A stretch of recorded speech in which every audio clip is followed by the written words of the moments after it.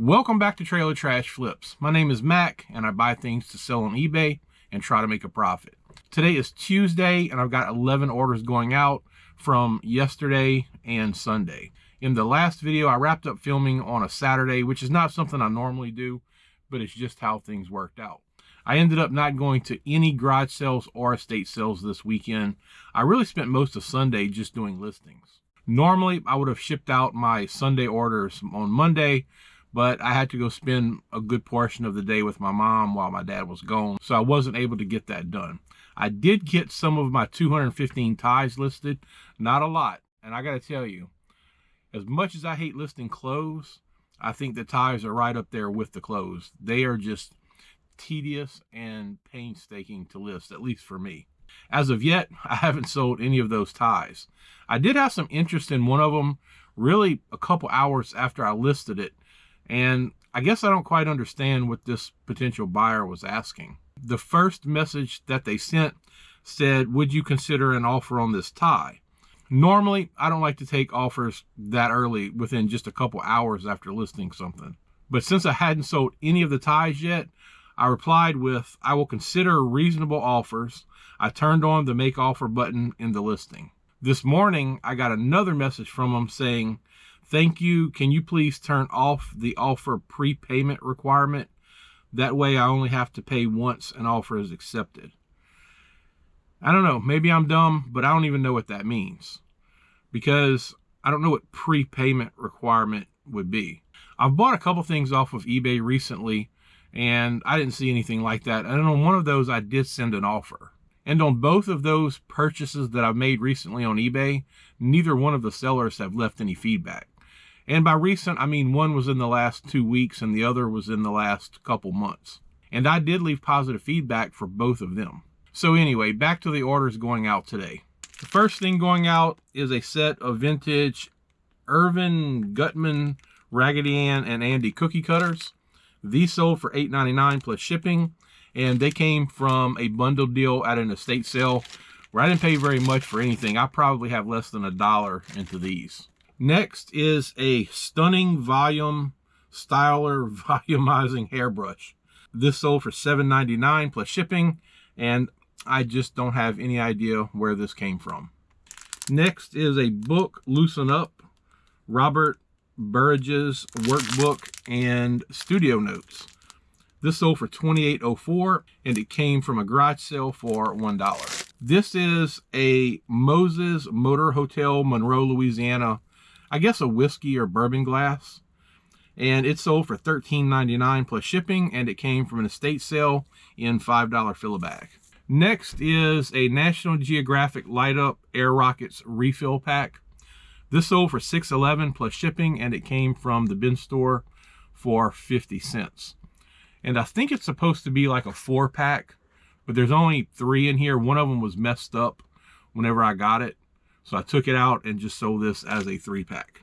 Next is a 2-pack of Roar Gem barbell clamps. These sold for $20.36 plus shipping. And maybe it was in the last video I was talking about barbell clamps and me having a lot of them that I bought over a couple years ago at the bin store, and that I really didn't pick them up anymore. And that's true, because those are just cheap unbranded ones.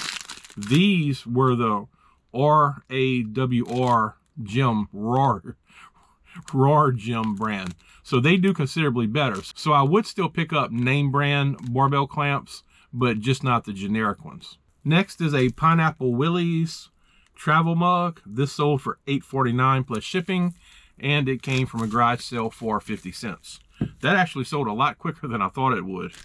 Next, I sold this oval fish platter, and it sold for $13 plus shipping, and it came from an estate sale.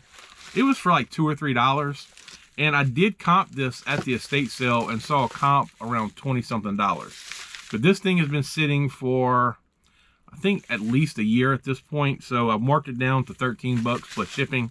I've got 3 bats that are going out. Now, 3 of these bats came from an estate sale for just $1 a piece. The other 7 bats I got from a garage sale for $90 for the 7. And all of these have been hanging around way too long since last year. So instead of continuing to trip over these things and have them in the way, I went ahead and got them listed, which I'm glad I did, because like I said, I sold 3 of them. So let me see which bats I'm going to need to pull. All right, bat 9. So that's this one, which is a Marucci 3019. Bat 5, which is another Marucci 3019. I'm filming over here. Hey, quit that barking. Hey, quit that barking. The moose here is the ice maker making ice. Hey, hush up. And the last bat is bat 4, which is a Marucci Cat X Vanta. The first bat was the Marucci Echo Fast Pitch Softball Bat, and it sold for $69.99 plus shipping, and it sold literally within minutes. The buyer actually sent me a message and said, "Are you selling the bat in the picture?" And I'm like, yeah. So I even took a couple more pictures of it, of the serial number, and sent it to him, and then he bought it. So I'm not sure if there's a lot of bat fraud or something going on eBay or not. And I was thinking maybe I listed it too low. So I came across an identical bat that was in a little bit better shape, not a big difference, but just a little bit. So I listed it at $79.99, and it ended up selling that night. And the next one is Marucci Cat X Vanta Composite that sold for $109.99. At the garage sale where I picked up the 7 bats, there were probably about a dozen or so bats there total. Some of them were cracked. There were probably 2 or 3 that had cracks in them.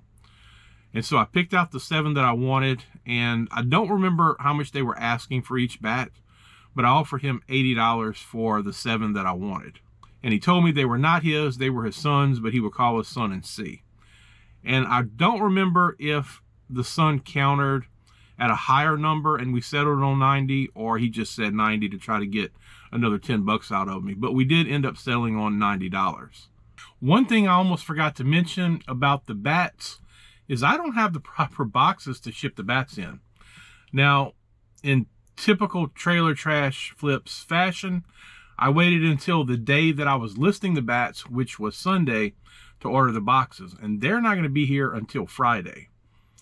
So I'm definitely going to have to do some creative packaging to get these 3 bats out. And I really hope the other ones don't sell for at least a few days to give me time to get the boxes in.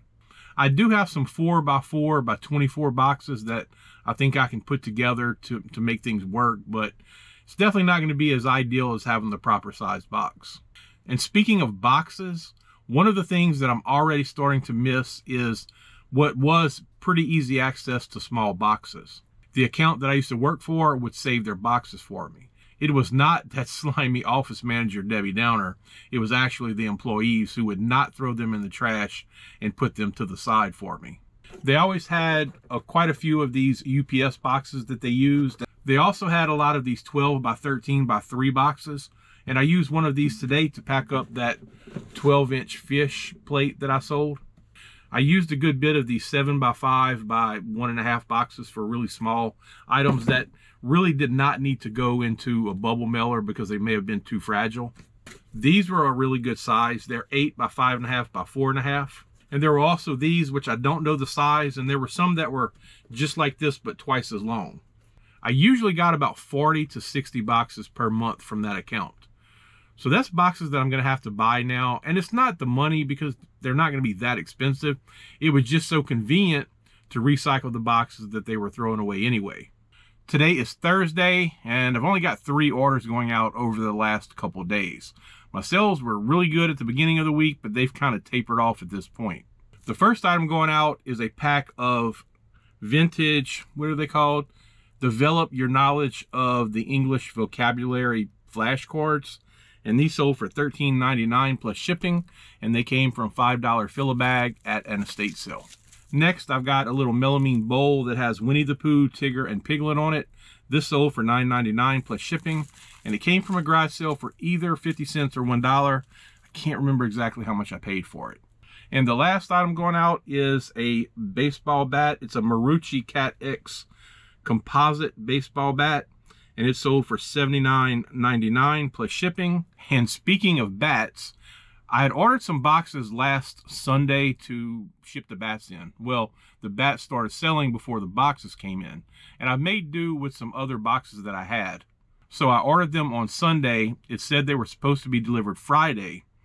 Well, yesterday, which was Wednesday, I got an update on the shipping that they wouldn't be delivered until Monday. And then today, Thursday, I got a notification that they had been delivered. So these are the boxes that I bought, and they are 4x4x36, but they look smaller than what I was thinking they would be. And I probably should have bought either 5x5x36 or maybe 6x6x36, just because it would give me more options. I bought 25 of the boxes and I only had 10 bats total. So I figured I would have leftover boxes that I could use for other long things. But I don't think these are going to be quite as versatile as I wanted them to be. This is a recycled box that I have. Now, it's not long enough to ship a bat in because, I don't know, I think it's probably 2 feet, probably 24 inches long. But if I look at it compared to this box, I just think this size would have been a much better option. And I measured this one, and it's actually 5x5.5 by 24. So in the future, I think I'm going to order some bigger boxes than these 4x4s. Garage sale season is definitely in full effect around here. There were quite a few garage sales today. I really didn't have the inclination to go because I had other things that I needed to do. I do plan, now my plans are always very subject to change, but I do plan on going to garage sales tomorrow and possibly Saturday, and then estate sales on Sunday. So I will probably end up with a fair amount of inventory this weekend, which I don't really need, but that FOMO that I have with all of the garage sales and estate sales going on is definitely taking over. I do hesitate sometimes to say that I'm going to do certain things because I'm really bad about not following through. And it's not laziness or anything like that. It's just I get busy with other things, and I can never accomplish everything that I need to get done. So that's going to do it for this video. If you enjoyed it, please give it a thumbs up and consider subscribing to the channel. As always, I appreciate you watching, and I'll see you in the next video.